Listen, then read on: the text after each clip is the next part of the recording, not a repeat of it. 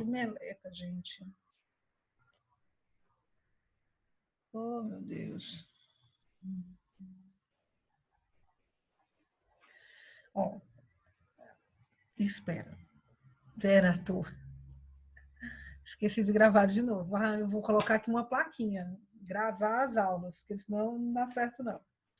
Então, o que é que vai acontecer? Entendido até aqui a Guerra da Independência? Então foi tipo uma guerra da independência que, na verdade, não levou à independência, né? Ela é falada de independência, porque que acontece? Agora, efetivamente, o Estado de Israel vai ser consolidado, né? Como se fosse a independência de Israel sobre o território Ah, tá. palestino, certo? Então, na verdade, olhando para o ponto de vista da dependência do território palestino em relação a Israel, não tem independência. Não, Mas olhando do ponto de vista de Israel para o Estado da Palestina, aí tem, porque eles meio que dominam a eles Palestina, não ocupavam, é né? isso? A gente fala nem de domínio naquela região, porque são jogos de interesse, mas eles ocupavam a região. Então, efetivamente, né, o Estado de Israel agora ele é criado. Uma coisa é ser criado, outra coisa é ser reconhecido, né? Que ele vai ser reconhecido só posteriormente, certo? Entendi. Ana Beatriz, por que eles não queriam essa consolidação do Estado de Israel? Quando eu comecei a fala, eu disse a vocês o seguinte, que lembra do panarabismo, né? Tinha toda uma intenção dos países árabes de não ter nenhum tipo de interferência das nações ocidentais, já que aquela região ali toda já tinha sido dominada. Né? Aquela área ali era toda a área de colonização no imperialismo, né? Que é o neocolonialismo. Então, com a Segunda Guerra Mundial, Inglaterra, França saem da região, né? Esses países se tornam independentes, eles não querem mais interferência. Então, dentro do território árabe, você coloca um Estado que tem como aliado um país ocidental, eles não queriam isso, não. Certo? Entendeu, Bia? Eles não queriam essa interferência, né, dos países ocidentais na região. E aí entraram em guerra para impedir a formação do Estado de Israel. E o Estado de Israel se forma, né, se torna independente. A independência nesse sentido. Mel. Aí é o seguinte, olha as datas, viu? Isso aí é importante vocês saberem as datas, né? Que é de 1948 a 1949. Quando é em 1967, o que vai acontecer? Começa a Guerra dos 6 Dias. A Guerra dos 6 Dias é porque ela só durou 6 dias mesmo, né? Por isso que é o nome Guerra dos 6 Dias. Foram 6 dias de conflito. Quando termina o conflito, quem é que vence? Israel, certo? Então, o que vai acontecer?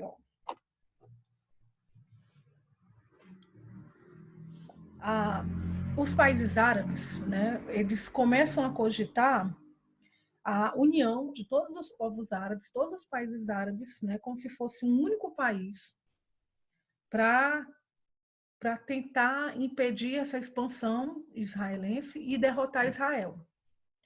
Né? Há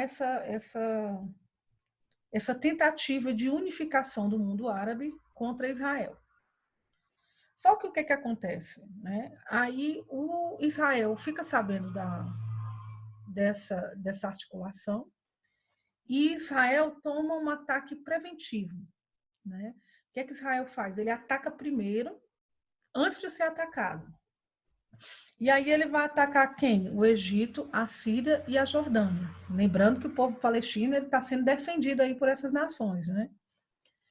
Então, o objetivo era de se defender o Estado de Israel. Então, ele ataca, né, com a superioridade bélica, ele ataca esses países. Certo? E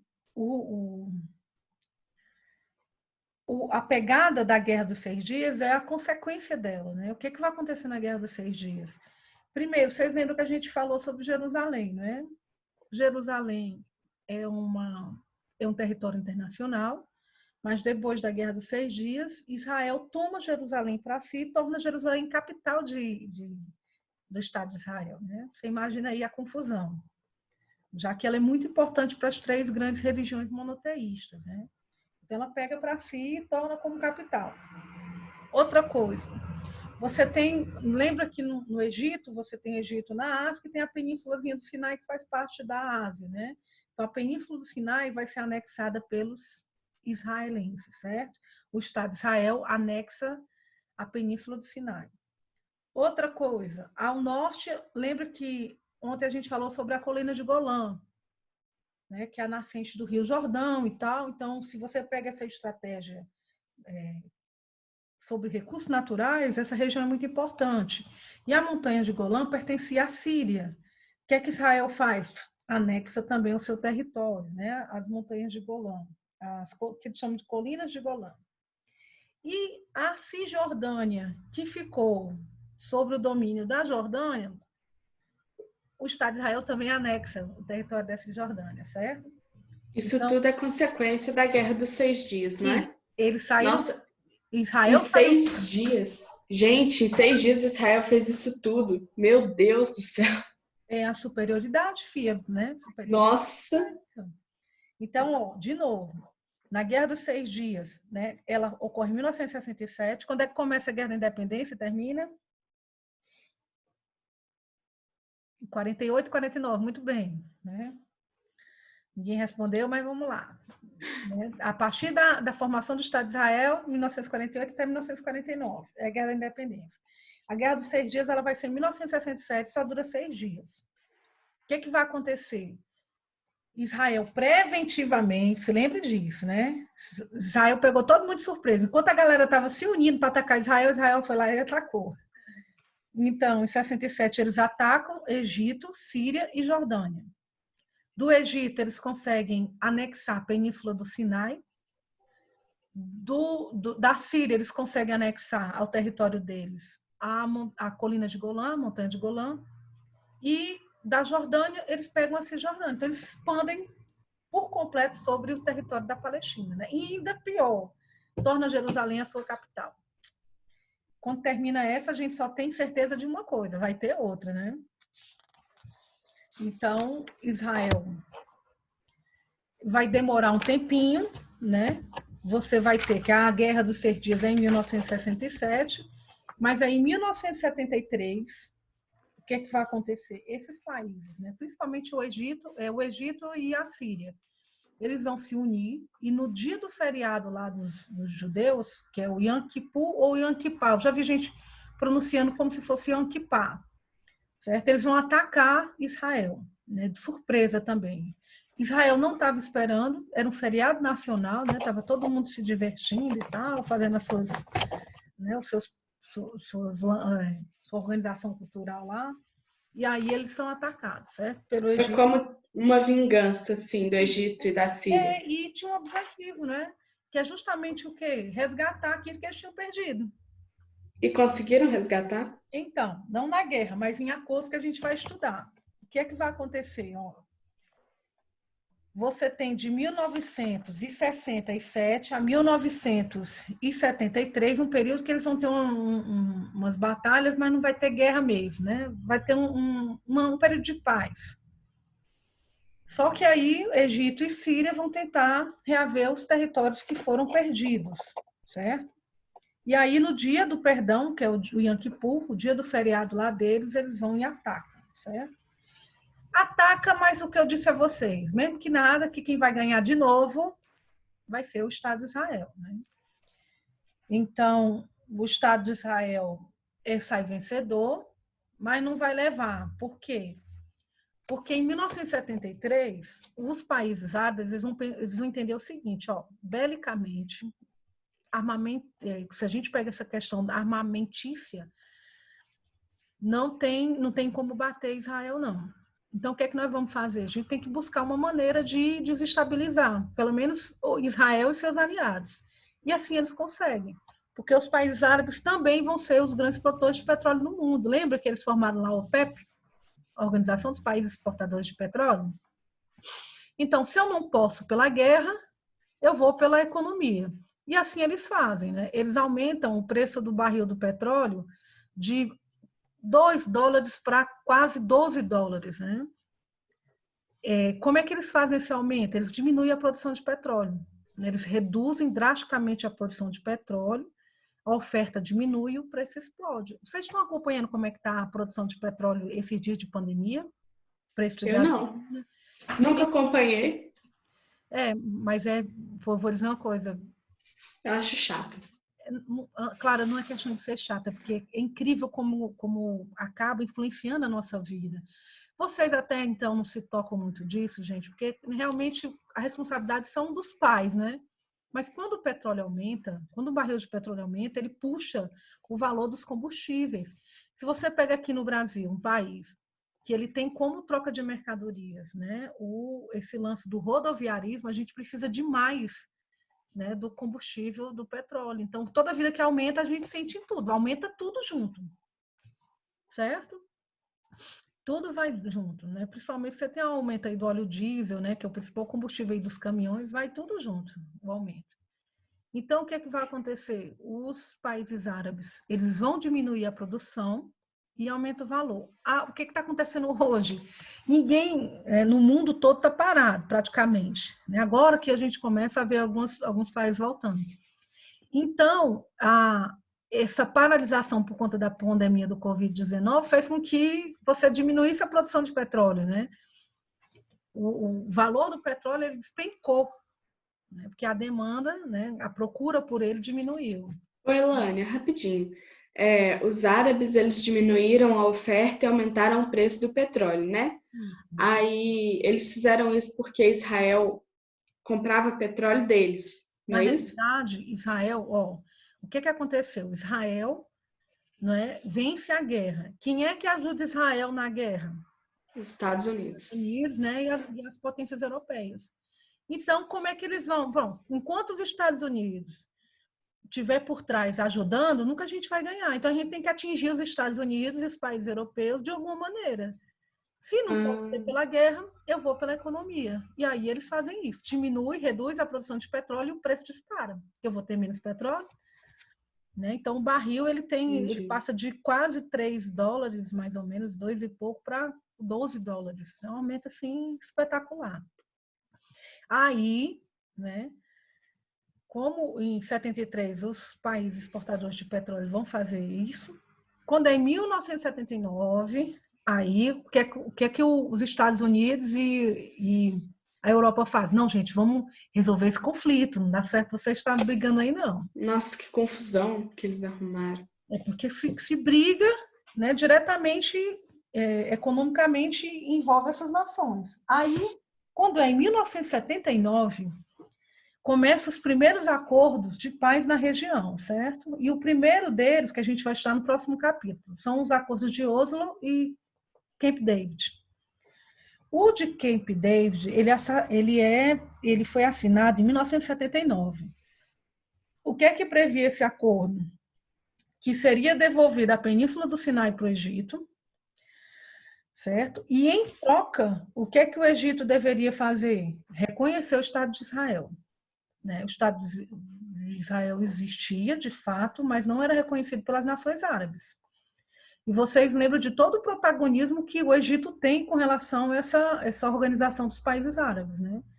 Então, em 79, pelo Acordo de Camp David, Israel e Egito se sentam e acordam isso, né? Eu te devolvo a Península do Sinai, mas em contrapartida você vai e me reconhece como Estado. E o Egito aceita. Isso também vai gerar uma revolta muito grande no mundo árabe, certo? Ô, Elânia, os Estados Unidos e a Europa, eles queriam esses acordos de paz, na verdade, era mais pela economia deles, né? Eles perceberam que tinha um esquema ali, né? Com certeza. Não era por paz de verdade. Não, gente, E aí eles vão e meio que fazem chantagem com os países árabes, não é isso? Você pega até hoje, na realidade, os países árabes que tem esse poder, né, de chantagem. Mas se você pega até hoje, qualquer conflito no Oriente Médio, os Estados Unidos estão no meio.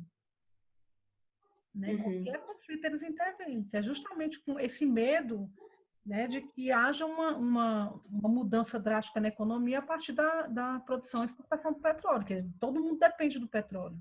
Hoje, aqui no Brasil, é que a gente tem uma autossuficiência, né, na produção, mas antigamente todo o petróleo, quase todo o petróleo era importado. certo? Uhum. Então, esse acordo foi firmado em 1979, mas só foi posto em prática em 1982, certo? E aí, eu vou só fazer um paralelo aqui no Brasil, porque em 1979 vai ter outro problema, que é o segundo choque do petróleo. Em 79, o preço do petróleo vai disparar de novo. Por quê? Porque vai começar a Revolução Iraniana, que a gente vai estudar. Nós vamos estudar o Irã, certo? Que o governo muçulmano, né, sobre as égides lá, sobre toda a organização da fé islâmica, ele vai ser instaurado no Irã. E aí o que é que vai acontecer? Novamente se diminui a produção e se aumenta o valor do petróleo. Vai ser o segundo choque do petróleo. Aqui no Brasil, nós dependíamos muito dessa importação do petróleo. O governo, na época, né, na década de 70, o governo são governos militares, né, na época da ditadura militar.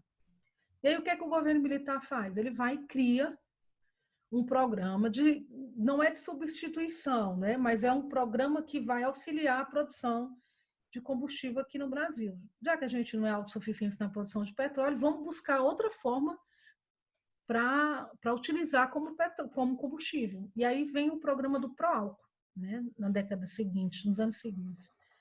O Proálcool, ele vai ser uma alternativa à utilização do petróleo, né? Tanto que os carros aqui no Brasil, atualmente, eles saem de fábrica já com o motor, tanto a explosão de petróleo como de etanol, certo? Elane, você falou aí que em 1979 o preço do petróleo ele volta a aumentar, né? Isso foi nos países árabes? Isso, novamente. Então, Certo? na verdade, os acordos não adiantaram quase nada, só devolveram aquilo que foi perdido, né, dos países árabes, só devolveu para eles e eles meio que dominaram, assim, né? Não, peraí, Clara. O contexto do segundo choque do petróleo foi por conta da Revolução Iraniana, certo? Existia uma vontade muito grande dos povos árabes, né, reaverem aquilo que eles tinham perdido. Então, a gente não pode colocar como desvantagem, né? Para eles foi uma vantagem muito grande conseguir anexar novamente o que pertencia a eles. A terra Sim, lá é muito simbólica, né? E é só e, deserto, né? Muito interessante. Mas é um deserto que tem petróleo. e essa questão da Revolução Iraniana também acaba afetando os Estados Unidos e a Europa de novo, né? De Com o novo. aumento do preço do petróleo. Mas vamos ver que é o seguinte, quando a gente for estudar a Revolução Iraniana, o Irã ele era apoiado pelo Reino Unido, né? Principalmente o Reino Unido e Estados Unidos, principalmente o Reino Unido. E o que é que acontece? O Shah Reza Pahlavi, ele começa a ocidentalizar o Irã, né? E aí vai ter toda uma revolução contra essa ocidentalização que culmina na Revolução Iraniana, né? Que você vai rechaçar completamente o Ocidente e trazer os preceitos muçulmanos, né? Que aí é colocada a Sharia, né? E assim por diante. Também, né? Eles eram povos nômades, Ana Beatriz.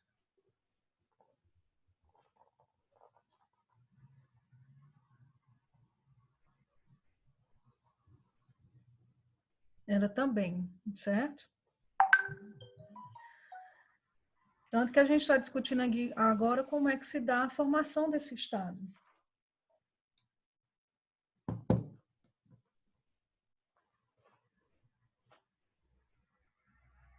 Ouviu, Bia?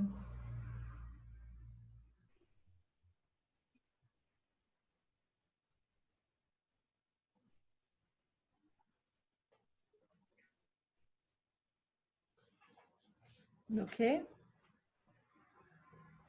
Na realidade, eles eram uma nação sem território, certo? Né? Você lembra que o povo são as pessoas, a nação é quando eu crio uma identidade, e essa identidade ela vai ser criada com o sionismo, né? O movimento sionista. Então, eles são um povo, uma nação sem território. E aí, depois da Segunda Guerra Mundial, eles passam a ser uma nação com um Estado, né? Que é um território fixo. Ok? Então, desse capítulo 8, as 3 guerras já estão encerradas, certo? Bora voltar. Espera aí. Vou corrigir aqui rapidinho a atividade. Da página 19 à página 21, certo?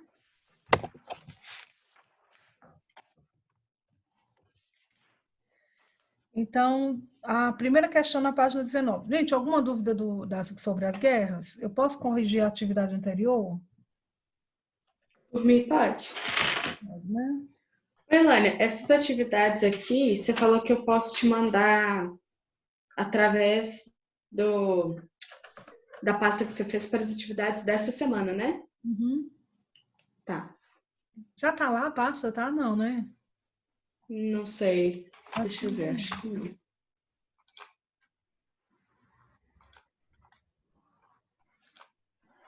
Tem como ver aí? Tem, tá entrando aqui no Ava.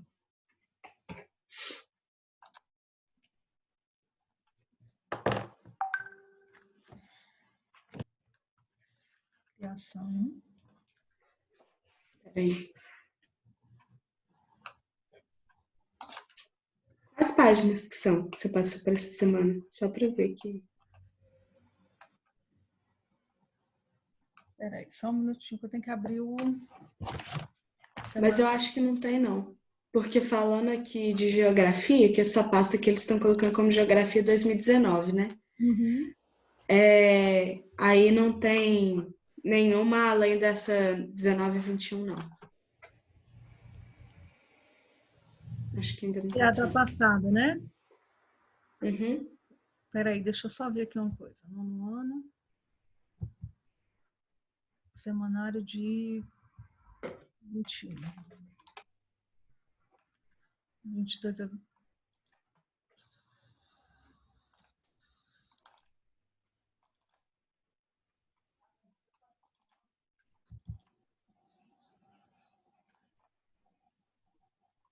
Deixa eu só abrir aqui.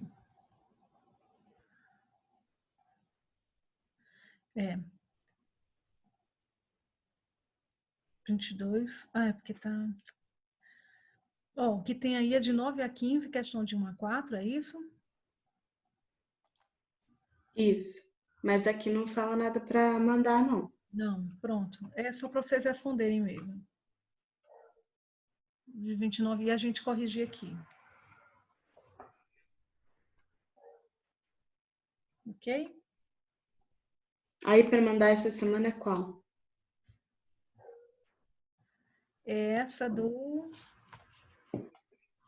34 a 35. Deixa eu ver aqui. Deixa eu só conferir. Rapidinho.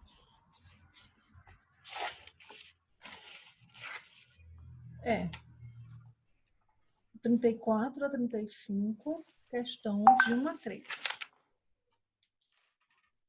Até que dia que pode te mandar? Até amanhã? E até amanhã. Eu acho que não tá lá ainda não, né?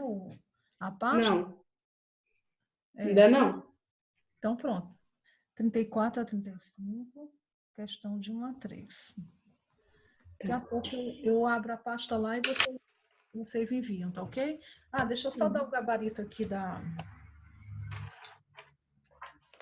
Depois você manda a 9, da página 9 até a 15, a correção, lá no grupo, por favor. A correção, É. vou colocar aqui para vocês.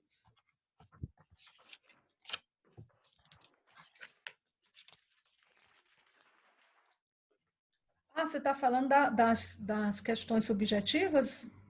Uhum. Eu tenho que responder, gente. O livro não veio respondido.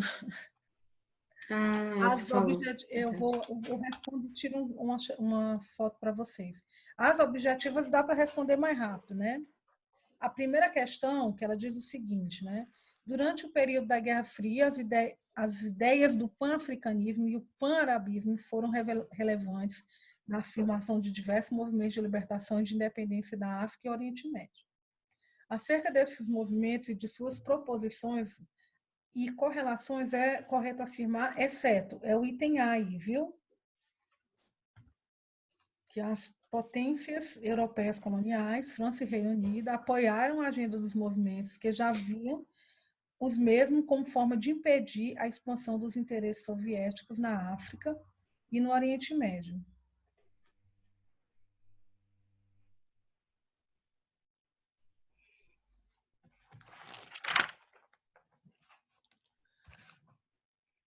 Certo? A segunda questão, se tiver alguma... Ai, gente, espera que eu estou aqui olhando o semanário. Se tiver alguma coisa divergente, vocês colocam. É de 9 a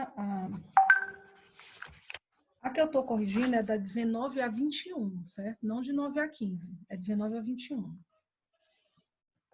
A segunda questão, ela fala sobre o Nasser, foi um militar egípcio que liderou um grupo político denominado Movimento dos Oficiais Livres, que em 52 derrubou o rei Farouk I. E no ano seguinte, assumiu o governo do país. Governou de 53 a 70, quando morreu. Suas políticas externas e internas foram divisor de águas para o Oriente Médio e para todas as nações árabes. O item correto aí é o A. Orientação nacionalista, militarismo, pan-arabismo e alinhamento com os países do terceiro mundo. Lembra que Eu tinha marcado letra E. Estado democrático, certo? Ele era ditatorial, ele governou de 53 a 70. Tá. Certo? Aí, a terceira questão. Na década de 1950, 2 países islâmicos tomaram decisões importantes. Em 51, o governo iraniano, Mossadegh, decreta a nacionalização do petróleo. Em 56, o presidente egípcio Nasser anuncia a nacionalização do Canal de Suez. Esses fatos estão associados às lutas dos países islâmicos para se livrarem da dominação das potências ocidentais. Certo? É o item A, a terceira.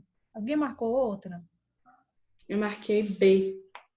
O combate dos países árabes contra o domínio militar norte-americano na região. Não era só o norte-americano, né? Você tinha os franceses, você tinha os ingleses, certo? Então, os países islâmicos, eles lutaram para se dominar das potências ocidentais, né? Mas aí é porque as potências ocidentais estavam ligadas a Israel, não é isso? Não, espera aí. O que acontece? Essa região aí, os países árabes, eles eram dominados pelos povos ocidentais, certo? E aí, quando eles tomaram a sua liberdade, eles não queriam mais de forma nenhuma influência desses países, dessas nações ocidentais. E um deles era Israel, um deles. Tá. Através dos Estados Unidos da Europa. Isso. Tá. E as nações imperialistas europeias. Na quarta questão, ele coloca aí, considera anunciada abaixo e as 3 propostas para completar. Fala sobre a Guerra do Yom Kippur, né, em 73. Aí, primeiro, provocou uma forte crise nos países industrializados que dependiam do combustível fóssil, correto. Inibiu uma política de diversificação e de busca de alternativas energéticas, ao contrário, né? O mundo todo foi buscar alternativas ao petróleo. 3, aumentou o preço do barril de 3 para 12 dólares, né? Em menos de 3 meses. Está correto. A 1 e a 3. O item correto aí é o C. Na quinta questão, ele está dando um texto imenso aí, mas é só para caracterizar o território do antigo Império Turco-Otomano, né? E depois que se desmembrou, esse império foi controlado pelos turcos.